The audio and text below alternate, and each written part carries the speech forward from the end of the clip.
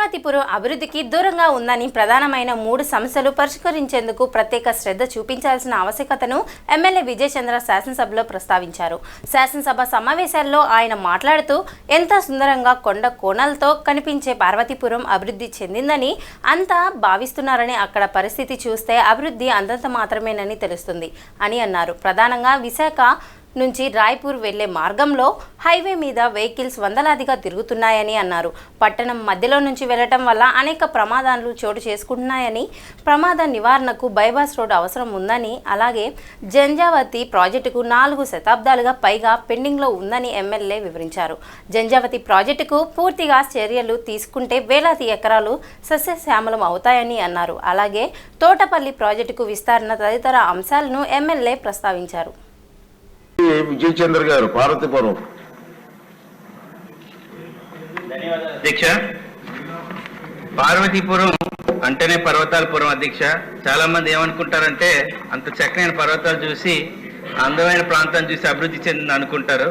నిజానికి అదంతా నిజం కాదు. మీరు కూడా అక్కడి నుంచే చదువుకున్నారు. మీరు చదువుకున్న టైం నుంచి ఇప్పటి వరకు గమనిస్తే కొద్దిగా అభివృద్ధి చెందింది తప్ప ఎక్కువగా జరగలేదు. ముఖ్యంగా 3 పాయింట్లు అభివృద్ధి గురించి మాట్లాడాల్సి వస్తే, వైజాగ్ నుంచి మన రాయ్పూర్కి వెళ్ళడానికి మేజర్ రోడ్డు పార్వతీపురం నుంచి వెళ్తున్నారు. దాన్ని స్టేట్ హైవే నుంచి నేషనల్ హైవే కన్వర్షన్ చేయాలి. అలాగే సిటీ మధ్యలో నుంచి 50 టన్నులు 60 టన్నులు చాలా పెద్ద వెహికల్స్ అవన్నీ కూడా వెళ్ళడం, వారంలో 2-3 యాక్సిడెంట్లు. ఇప్పటికీ దాదాపుగా రికార్డ్స్ ప్రకారం 50 మంది యాక్సిడెంట్లు చనిపోవడం జరిగింది గత సంవత్సరం. ఇది కొంచెం సీరియస్ మ్యాటర్. మీ ద్వారా మంత్రి గారికి తెలియజేయాల్సి వస్తుంది. ఎందుకంటే టౌన్ లో నుంచి చాలా ఇబ్బందికరంగా ఉంది. దానికి ఒక బైపాస్ రోడ్ అవసరం ఉంది.